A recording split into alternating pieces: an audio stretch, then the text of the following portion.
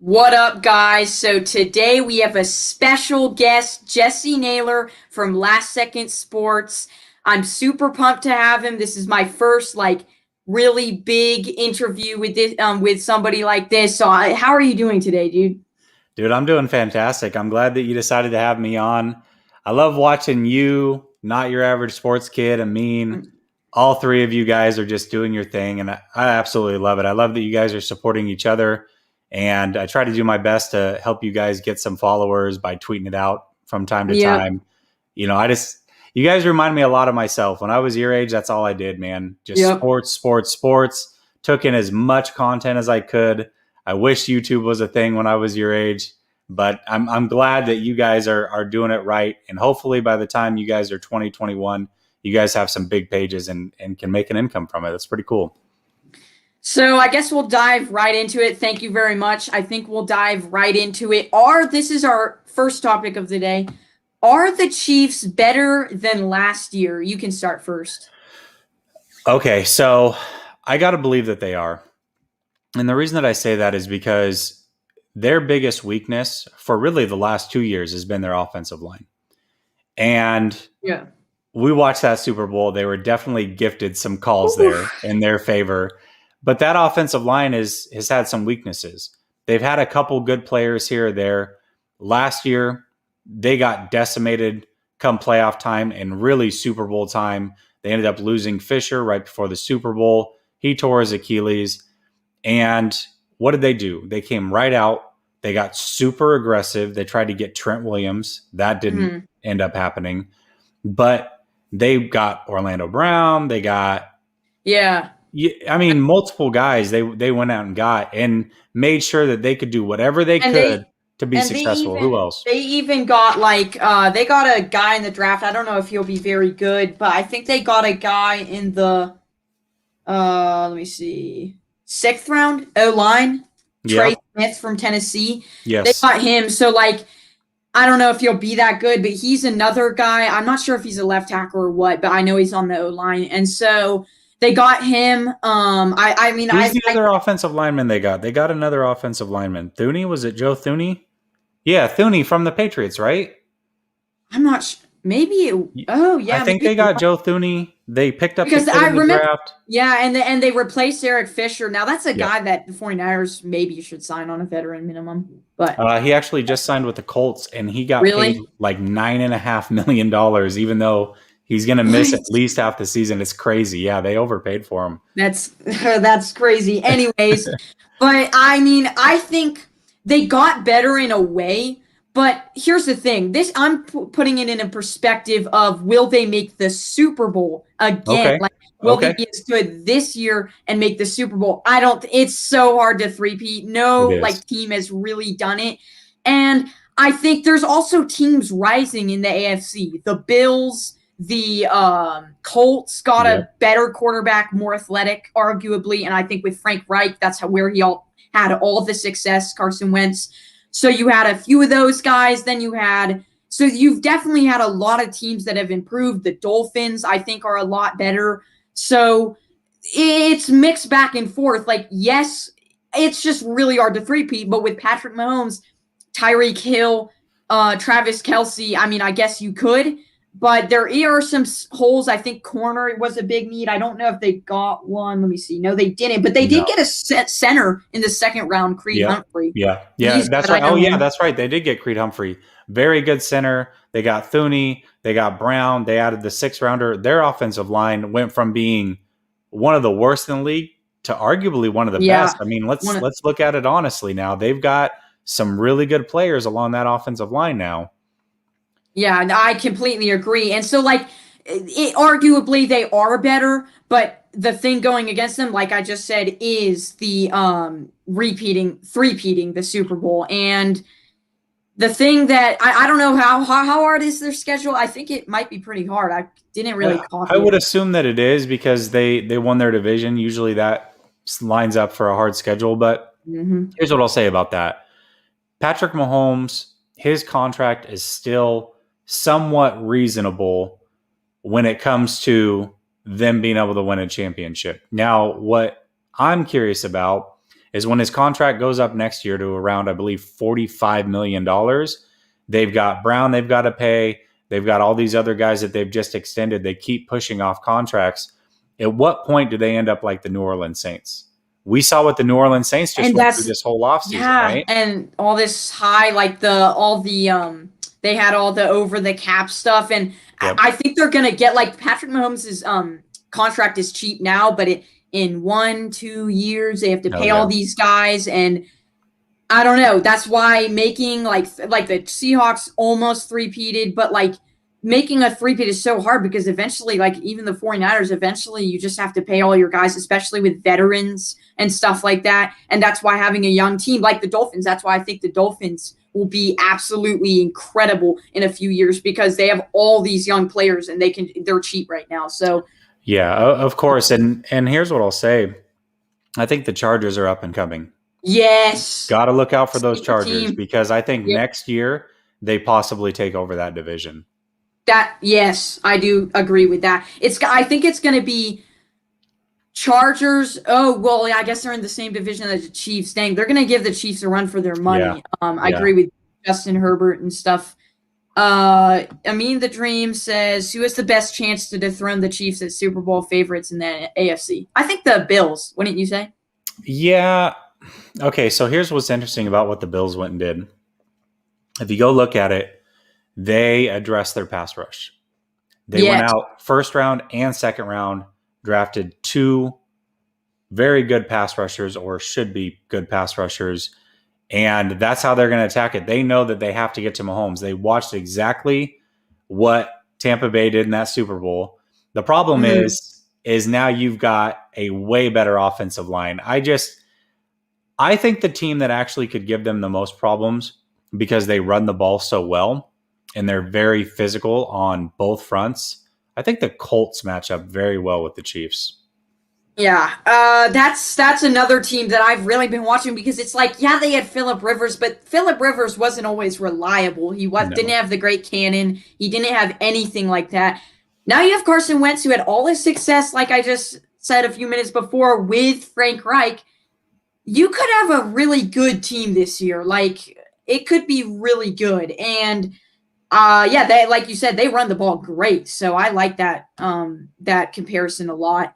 So I guess we'll get on to do you have anything else to talk about on this topic? No, not at all.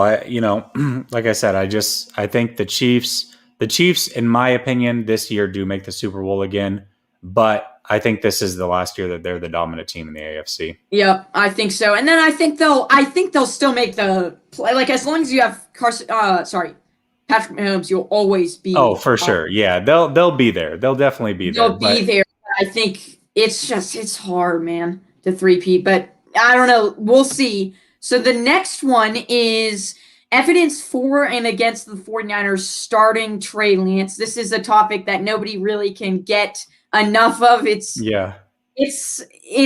one of those topics that something comes up every week. So my first thing with him is, it's going to be interesting to see how many reps. Obviously, this is an obvious one. How many reps he gets with the second team, how good he does in the Jimmy Garoppolo or the Kyle Shanahan offense for Jimmy Garoppolo. And then just like how he gels with the players. I think that's another reason. But I think the percentage is still like 40% for him, 60% for Jimmy G. I think the only way that I see him getting the start week 1 is if they can find a shit partner for Jimmy G. So, but I don't think they will. His market is so low. I mean, if you see what Teddy Bridgewater did and stuff like that. So I think Jimmy G might still start week 1 because you really don't want to have a $27 million quarterback on the bench. That's why, I don't know. What do you think about this? This is an interesting topic. Yeah. So when we drafted Trey, I thought it was about a 50-50 proposition. Yeah. And my biggest thing was, don't be surprised. Don't be surprised if he starts week 1. Then some noise started to happen about how well he's already picked up the offense, how his camp believes that by the time August rolls around, he's going to have a full grasp of the offense. At that time, I said, listen, this thing's 70-30. He's starting. And then the schedule drops. And we start out with Detroit and we start out with Philly. But those are like, the thing is like people are saying that's the one of the easiest schedules in the NFL. That is still a super hard schedule. And really that's another great point that you just made. Like, why, like if you start in week 5, week 6, he's going to have to be good right away. He's going to be excellent. He's going to have to be better than normal week right away. And that's why, that's a great point. Yeah, look at the schedule all the way through. There is no clean breaking point other than week 1 or I think it was week 16 when we play the Texans. Like that's it. Yeah, you're not going to start on week 16 unless you're out of the playoffs, right? I think it was week 17. Is it? Either way, week 16, 17. It's late in the season. You're not going to start them that late in the season unless you're out of the playoffs. And I don't believe this team is going to go another year and not make the playoffs. There's too much talent. But I don't know if you saw, a picture came out of Jimmy G today. He is not looking fit. He's looking a little thick. I think he's trying to do the James Harden thing. Did you see? Okay, I don't know if this is kind of like a cartoon show, but Gridiron Heights. Mm-hmm. Yeah. They made one time an episode Deshaun Watson getting tips from James Harden, and they were like putting footballs under their I'm like under their shirts to get. That's the Bleacher Report show, right? That's maybe what Jimmy Garoppolo's trying to do, and I don't hate it. But I think another thing, like a lot of people have been saying this, like when they put him in on preseason. Preseason is the most key thing for the 49ers this year because there's a few guys. Demondor Lenore, I don't know if I can never say that name right, but and then there's like Ambry Thomas and everyone else. They want to see how those guys respond to the NFL or kind of NFL speed in preseason, and so they can kind of get what they know what they've got. In those players. Yeah, I agree. Listen, the fact that there's a preseason, that helps a lot. Okay, that gives him a time to see the Bullets live. Can he actually play, and can he do it in a live scenario? So I think that's huge. Again, the schedule breaking the way that it did. I understand it's road games. There's no easy wins in the NFL. I get all of those things. But my biggest question is this. Can he run the same offense that Jimmy G ran in 2019? And if the answer is yes, you say easily. I agree. If the answer is yes, you've got to play the kid because there's dynamics that he brings to the game, regardless of how good he is, that Jimmy G just cannot bring, right? Yeah. So to me, I don't know. Unless he's just so unprepared and not ready, which I cannot see happening, I think you got to start him week 1 and let him go through his bumps and bruises. He's going to have issues. That's okay. He's a rookie. And same with like D'Amico Ryans. They're all going to have like this team. In a way, they didn't rebuild, but they have rebuilt it. They lost a defensive head coach. They got a new quarterback. They got like lost some players, but that's like brings me back. I guess it's kind of off topic, but like.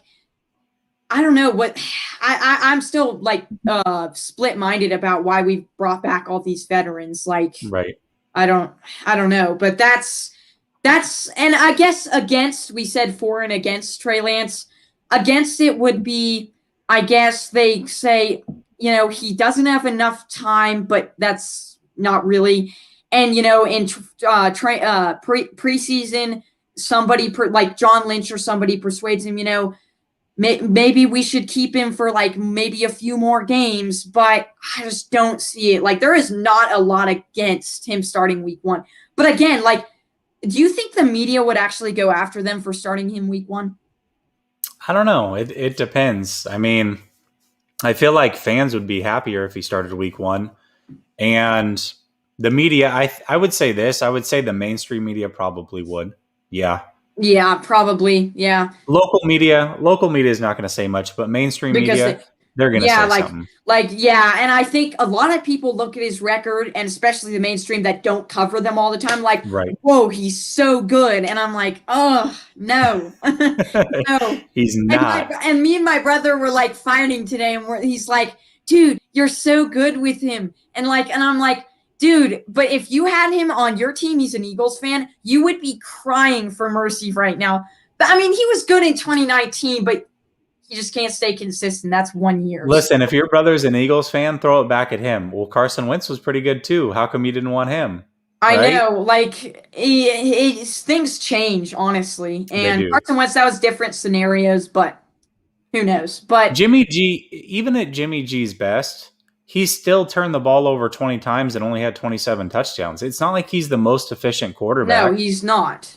He made So, those mistakes, and with Trey Lance, this is another one for Trey Lance starting week 1. He doesn't make those mistakes. Now, only time will tell if he's going to start doing that in like preseason everything. But that's an interesting because he's really conservative with the ball. Now, under the NFL pressure, I'm not sure if that will like continue to stay consistent, but he's better than Jimmy G at that, at least for what we know right now. well, yeah, I mean, Jimmy G, anytime he turns his back to the defense, look at this. This whole offense is predicated on play action and making it easy for the quarterback. If you can't execute play action, and that's when you make the most of your mistakes because you have a hard time turning your back to the defense and then processing afterwards, that's never a recipe for him to be a starter, in my opinion. So let's see if Trey Lance can do it. Yeah, for sure. So I have nothing else to say for that. But I guess we'll move on. This is a topic that a lot, like in a few shows ago, I talked about with Amin. And will Urban Meyer struggle year 1? I don't know if you guys know John Beeline, but he struggled and he actually ended up quitting NBA. And what I have to say with this extended season NFL competition, for sure, a lot harder.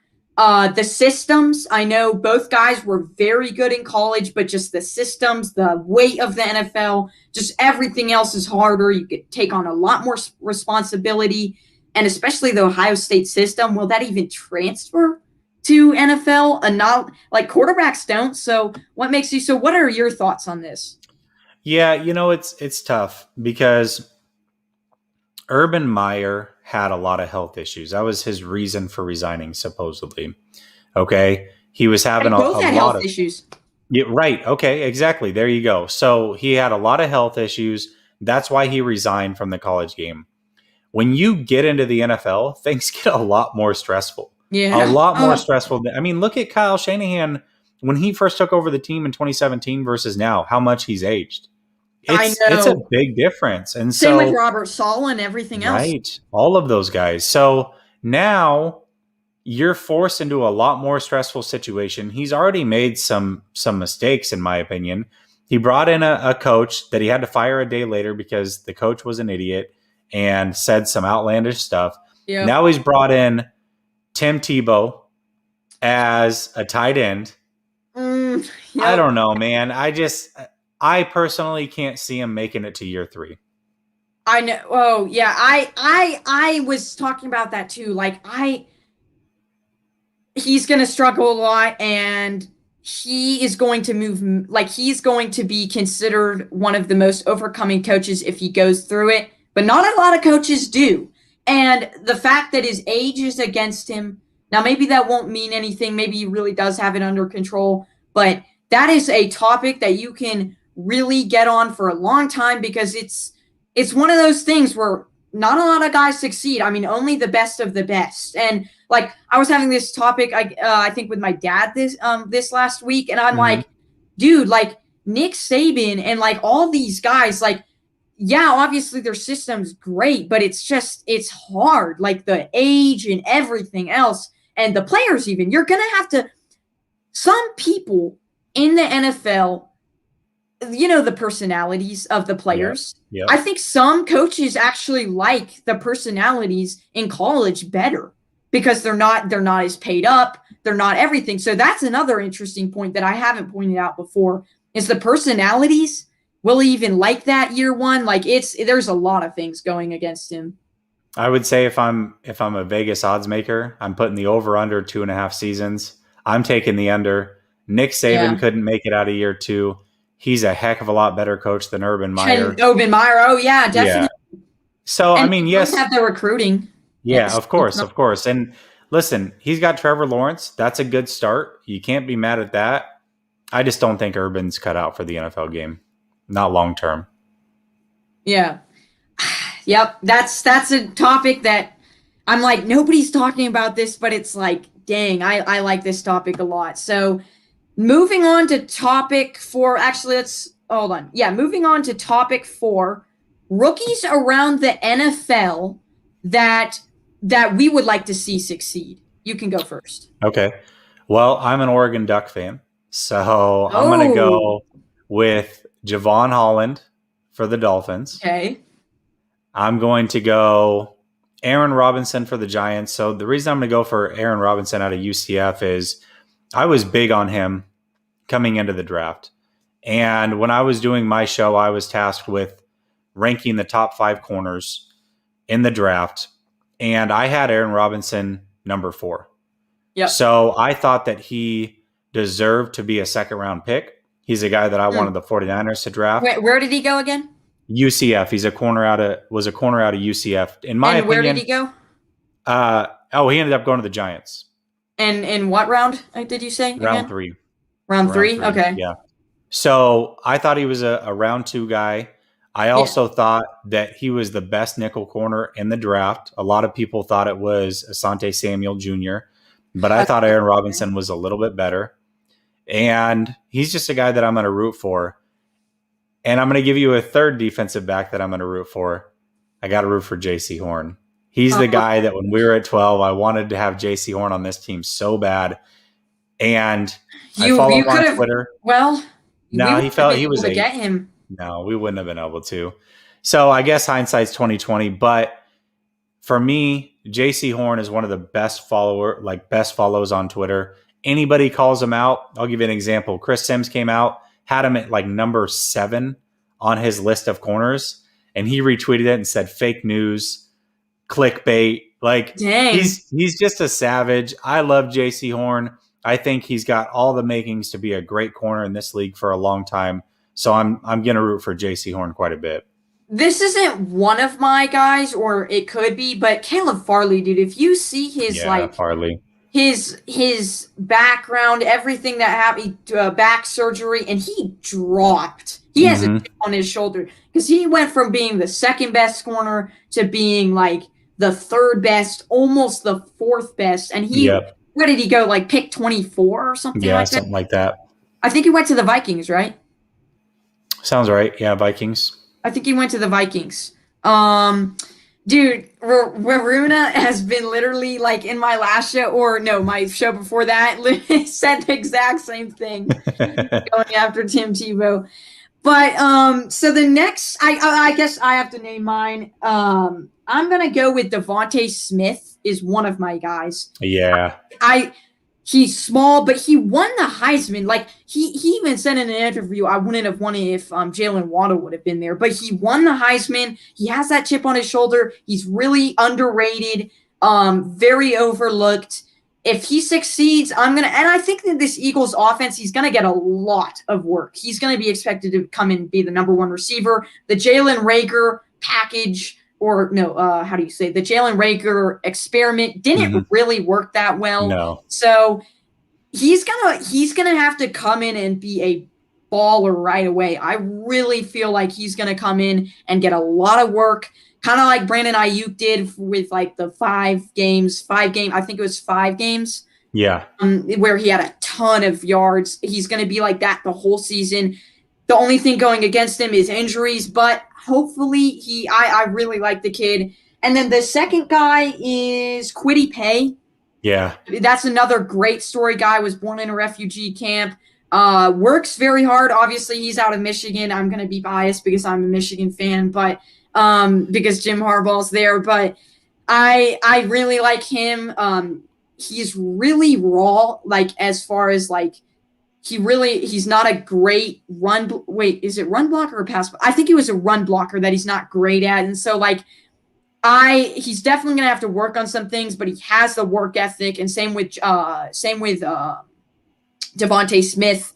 He's just really, both guys are really, really, the odds are against them to succeed, but I think they're going to succeed tremendously in the NFL. Yeah. I'll say this about Kwity Paye. I mean, it wasn't the best pass rushing class. As far as guys, as far as that number 1 guy, right? There wasn't that guy that should be a top 5 pick.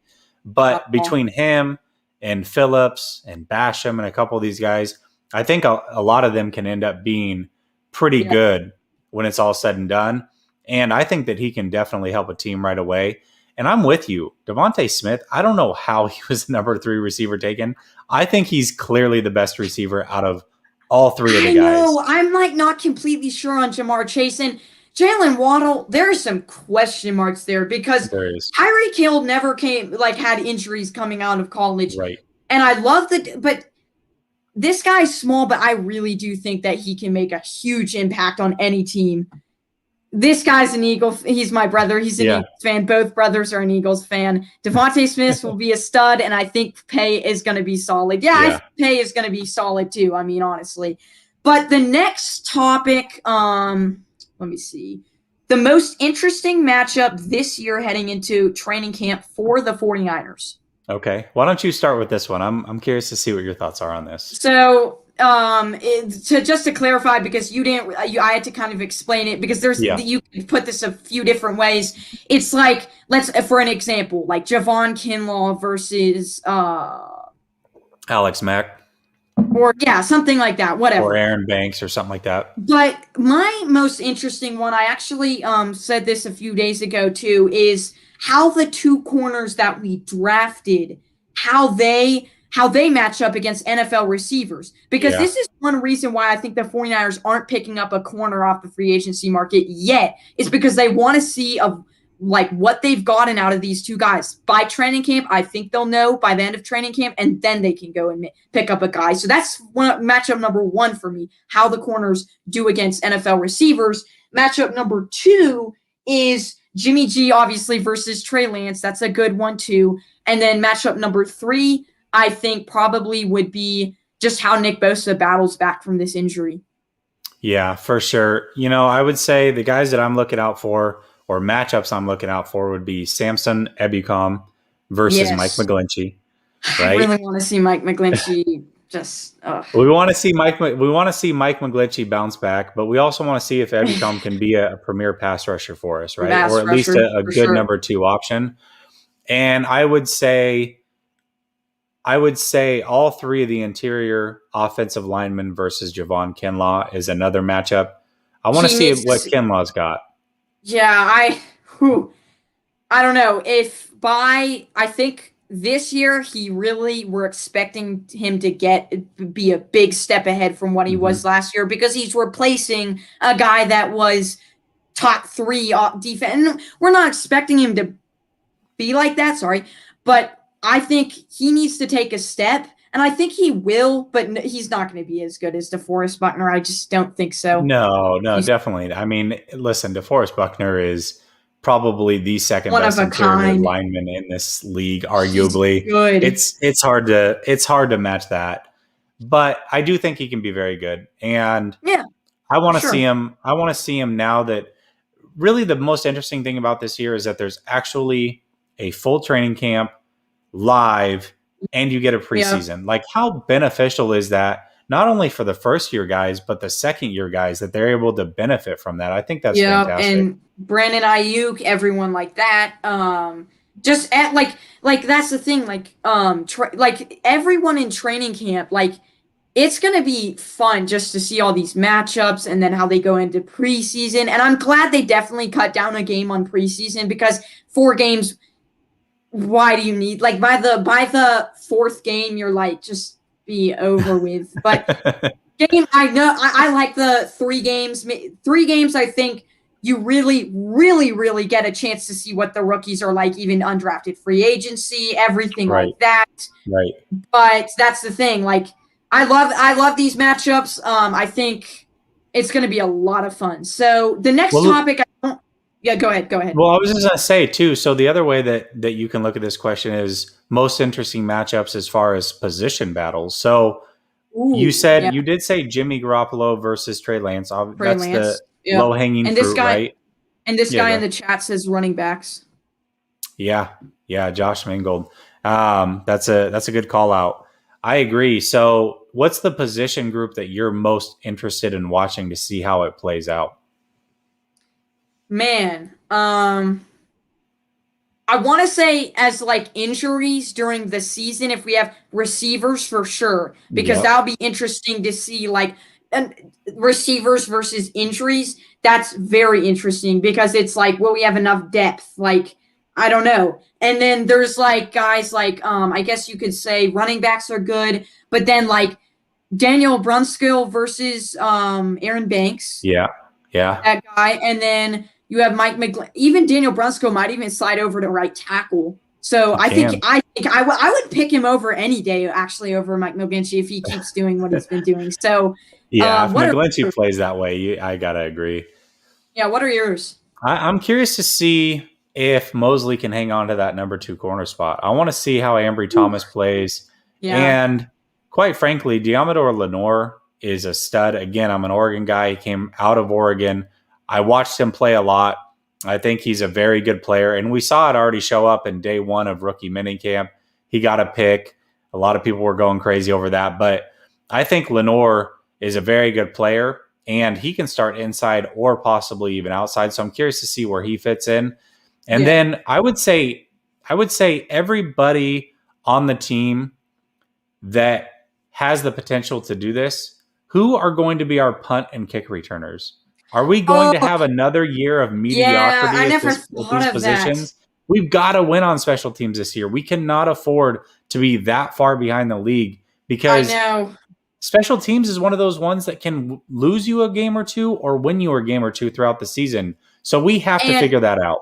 it's the difference between starting at the 17-yard line or the 30-yard line, Right. or and stuff like that, or just setting your like or fumbles and everything. I remember it was one game, I think it was against the Saints, that lost us that game. I mean, that Sure. was a Yes. oh, that was awful. I mean, Austin Walter, I think it was that game or Yep. whatever, this guy dropping the ball and he's not even a real punt returner. I'm like, we could have smashed the Saints. Yeah. But we didn't. And then like Bosa versus Trent, that's a good one. I'm more Yeah. interested to see Bosa, just how he recovers from his Yeah. like third major injury. Like that is gonna be. I wish all the best to him. Yeah. Me But too. another side one that I wanted to do, I didn't actually have this prepared for, but Yeah. Ryan Kerrigan going to the Eagles. Yeah. Yeah. So listen, I mean, whether it was Kerrigan, Houston, what's the cat for the Ingram that came from the Chargers? Yep. Yep. These are guys that, as the war of attrition happens in training camp, let's say we have somebody go down, or let's say D Ford doesn't play like they're hoping maybe he does. These are guys that we could look to pick up, and that just means that there's one more guy that's off the list. Kerrigan is a very serviceable pass rusher still. I think he had 5.5 sacks each of the last 2 years. He's going to a defensive line that's pretty good Yeah, to that's where good. he You can have come in in Fletcher Cox, situational Graham. spots. Yep. Yep. Yeah, exactly. Cox, Graham. So, yeah, I think that's a great pickup for them. And now that he's gone, I'm curious to see what happens to the other two players that I mentioned, and Ingram and Houston. And then there's the cat who played for Minnesota. He got out of his contract last year. I'm trying to remember his name. Got out of his contract last year, went to Dallas, had a stint in Dallas. Come on, Chad, help us out. I know Amin's got this one. Hold on. I think Melvin Ingram is still Yeah, available. Houston, Melvin Ingram. Who's the cat from Minnesota? Was a staple in Minnesota for years. He went to Dallas last year. They'll pick us up, I'm sure. But anyways, he's still out there. So there's some aging pass rushers that are still out there. I'm curious to see if those dominoes start to fall at this point now that Kerrigan Yeah. has gone to the Eagles. Yeah. Griffin, Do you know what he's Everson for? Griffin. Thank you, Amin. I knew you'd get me. Yeah. Okay. I didn't know. What was I just gonna say? Do you know what he signed for? I have no idea. I think at It can't best be a I would lot. say no. I think the 49ers should have picked him up, honestly. I would have liked it. Yeah, there you go, Mingled. Yeah, you got it too. Everson Griffin. Yep. Yep. So anyways, I guess so I think we have one more topic to talk about. Players that did good in rookie minicamp. Hold on, I'll put it up there because I put it down. Hold on. Rookies this year for the 49ers that were impressive and that will continue to do good moving forward. Well, let me say this real quick. It looks like your brother said that he signed for the veteran minimum. So there you go. Oh, okay, Gotta love okay. that. Gotta love that. I think why didn't the 49ers? Well, I think that would have been a great move for the 49ers. They're just making moves right now where I'm like, I get it, but why wouldn't you sign these players? Like it's like re-signing Tom Compton. Do you really need that guy? Right. Right. I agree. Yeah, I agree with you. Tom Compton definitely shouldn't have been signed by this Thanks. team. No. Yeah. And So yeah, go guys ahead. that did good in the rookie minicamp, again, I'm gonna highlight Diamador Lenore. He had the pick day one in one-on-one drills. I know a lot of people were excited about Watkins and what he would do as an unrestricted free agent. He looked absolutely horrible. Diamador Lenore looked very good. And again, when we picked Diamador Lenore, a lot of people were disappointed. And I came out right away and said, listen, this dude can play football. Forget about the 40 time. I don't care about the 40 time. Yeah. This dude can play. He picks up the ball. He tracks the ball very well when his back is turned to the quarterback. He's great at breaking pass plays up. And he's just got a nose for the football. And we saw it show up right away. So for me, Diamador Lenore is a guy that I definitely am curious to see how he plays. That's an interesting one. Obviously, like Trey Sermon, obviously, I think will do great for us. I keep Ambry Thomas. Ambry Thomas. Yeah. That's another great one. And then like what was the one? I think it was the other running back, Elijah Mitchell. Yes. That's another matchup. Like, will he make the team? Like, that's another like thing that I think that's going to be very interesting to watch because preseason, training camp, like what's going to happen with him. I think at best, I think he does make the practice squad because we've been known to keep 4 running backs, 1 fullback. And so I think he will make the practice squad. I think we'll at least have 1 guy on there. I think that's a great guy because like Austin Walter wasn't like if a ton of injuries go down, this guy could be really good. Yeah, I worry about him going to the practice squad though, to be honest with you, because I think another team might pick him up. I mean, you're talking about a guy who's 218 pounds, ran a 4.340. Like, dude, there's not many guys like that in the NFL. There really is not many guys like that. And I know that he slimmed down to make that 40 time, but let's say he's a 4.5 guy or whatever, a 4.4 guy, something like that. Listen, we're talking about a guy who is extremely fast, very explosive.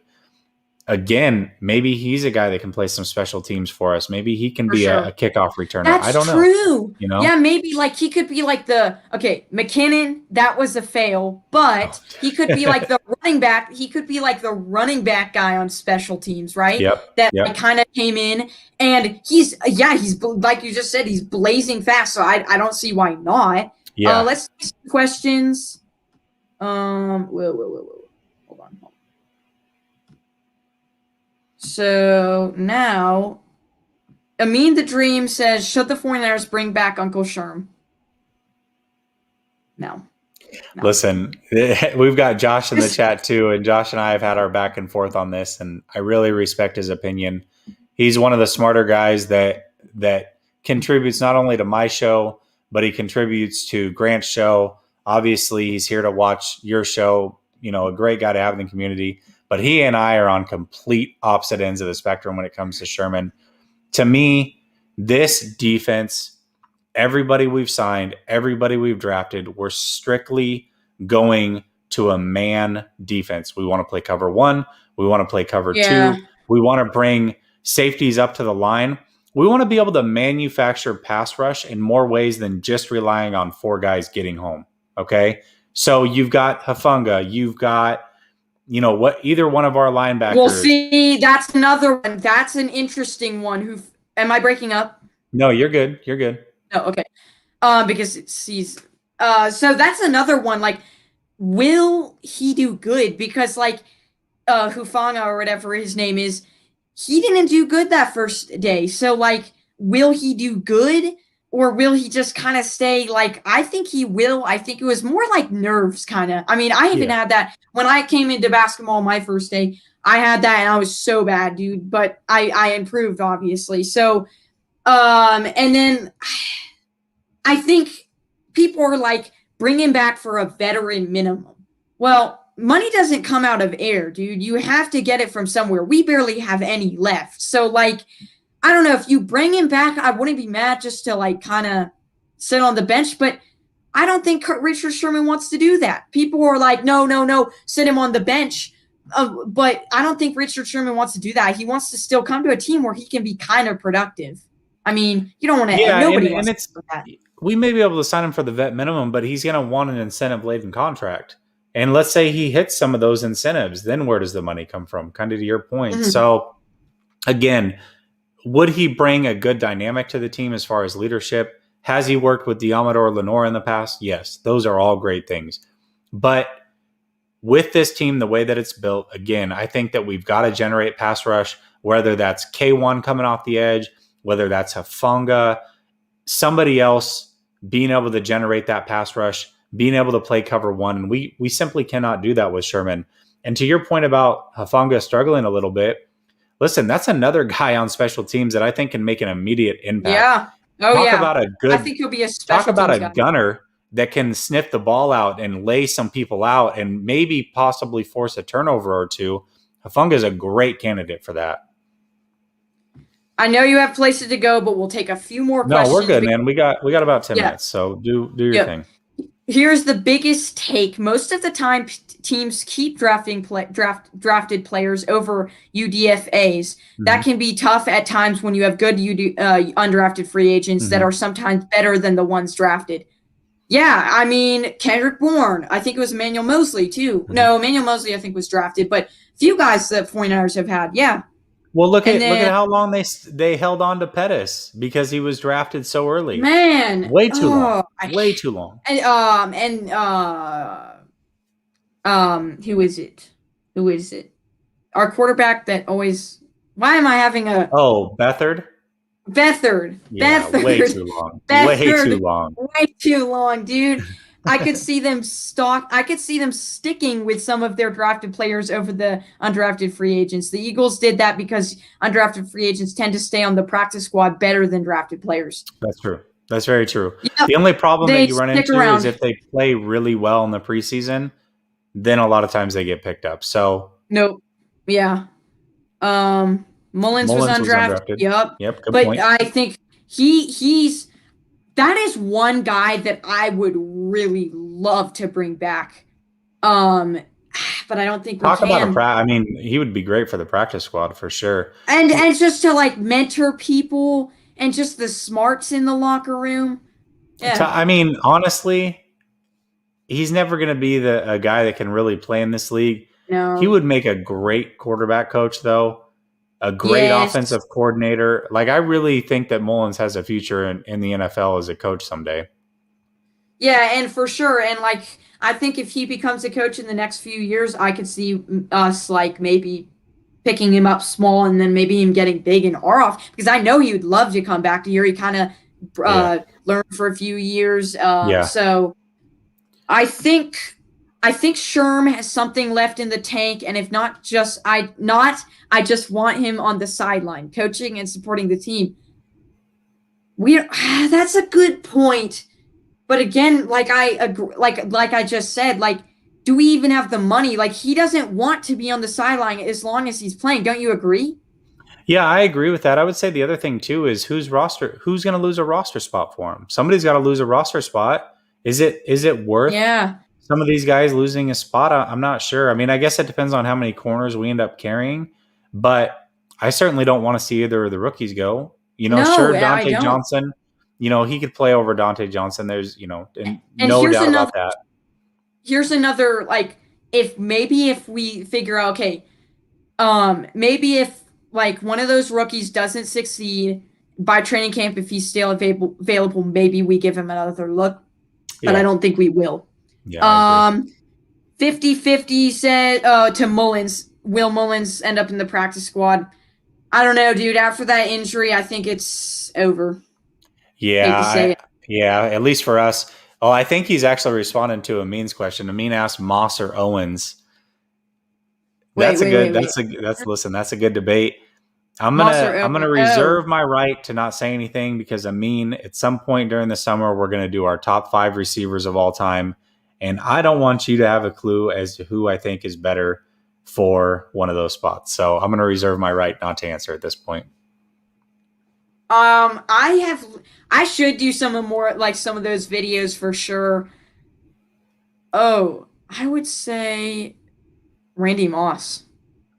I would say Randy Moss. I mean, athletically, he's definitely there. The problem with him is he took plays off and T.O. didn't, but he had his own issues as far as being a malcontent, so who knows? That's a hard one. We can get him at a vet minimum, I think so. Moss might have the edge though. But wait, hold on. Yeah, Josh saying we got to see the whole roster before we decide. Yeah, I'm with it. Listen, I'm with you. If he's not signed and we're a few weeks into training camp and things just aren't going well for the guys that are there, sure, bring him in if you can. I wouldn't be totally against it. I don't think he fits exactly what we're trying to do. So I'm not budging. I mean, it's not happening. It's called a poker face. 49ers have some of the best all-time receivers. Definitely agree. I mean, they have the best one and then a top 10. Let's really look at it. So obviously guys that were more career 49ers, we've got Rice, we've got Owens, right?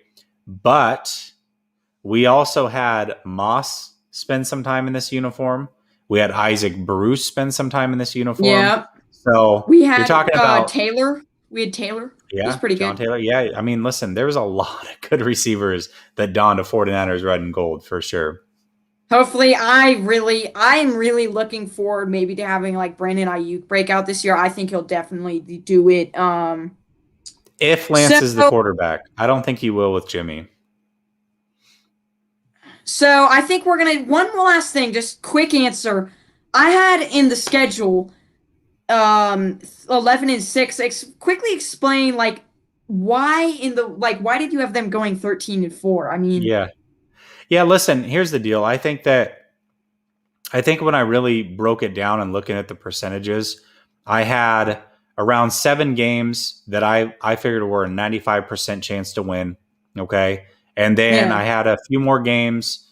I think another 7 games that were at that 50-50 point. So I just feel like a lot of these games are winnable. Worst case scenario, I see us going 12 and 5. Let's say we split across the division.